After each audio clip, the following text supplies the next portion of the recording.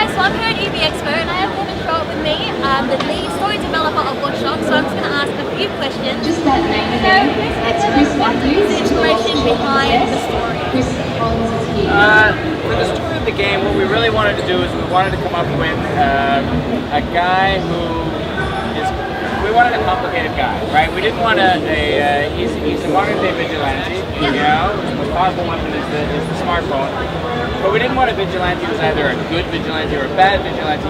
We liked the gray zone. It had to be a guy whose goals are noble, but the methods he uses are questionable. I think also because it reflects how we hope players will play. We hope that players are going to, wrestle with, well, what does this mean to be so connected? We've got something in the game called the profiler. And with the profiler, you can analyze anybody in Chicago, anywhere at any time, and pick up information about them. So regular NPCs that you see in the world suddenly become more 3D. I think the way it really ends up working in the game is a more subtle effect on players. What happens is, I'll give you a good example. All right, I was playing through a level, and I had some guys after me. I was sneaking up behind one of them. Right? I had my profiler on. I rounded a corner, aiming my gun, and the profiler said he was a newlywed.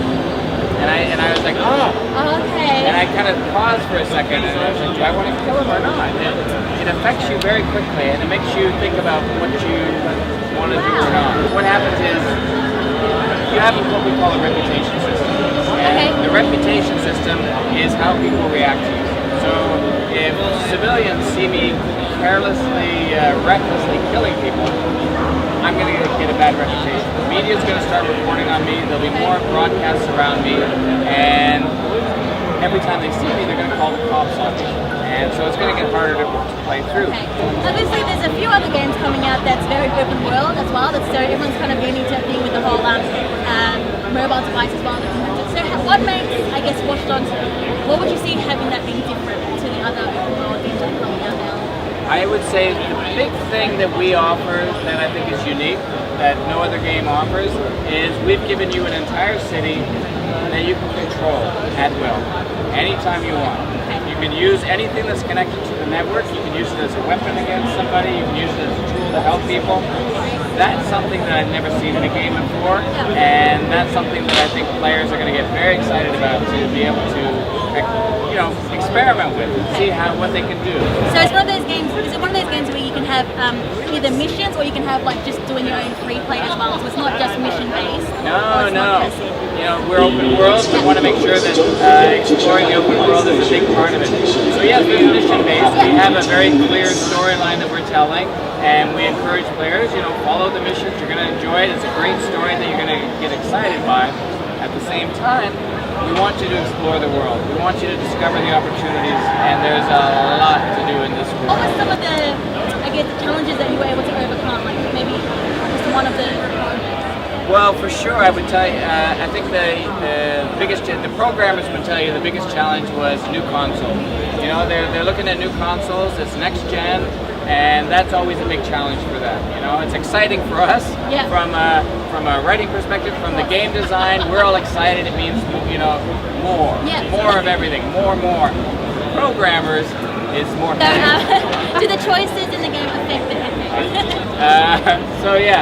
Good question. In Watch Dogs, we are presenting a clear single story. That was important to us because we wanted to. If it's a single story, if it's a clear story, I think it's going to engage players better.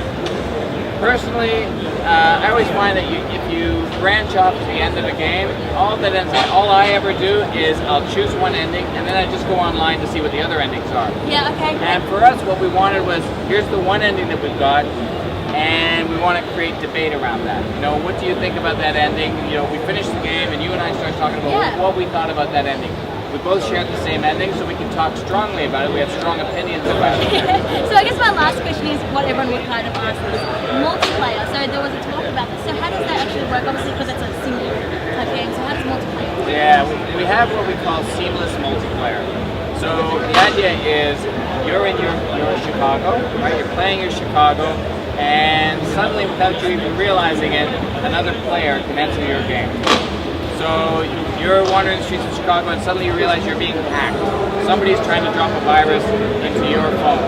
So now you have to find that person and try and stop them. You know, they've got you're to see a gauge reaching up to 100%. You have to find them and stop them before they can do that.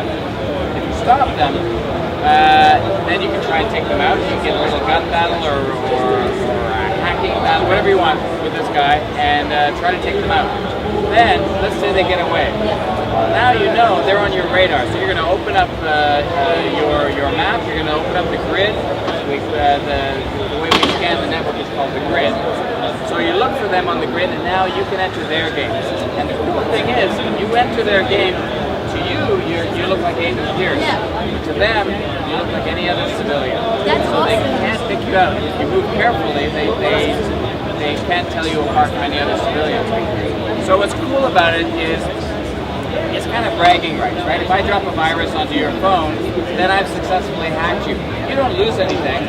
You don't, nothing happens to your game. It's not like I'm corrupting your game or anything like that. But you're left with the knowledge that I hacked you. And so I think players are going to want to make sure that that doesn't happen and they counter that. I actually love that. It's amazing. So it's not actually working together. Okay, I'm going to go. Because you're still hacking, so you're still a weapon going into multiplayer. I love that. Messing with players. Well, thank you so much for having me. Thank Nice you. meeting you. Great meeting you. We'll see you next time.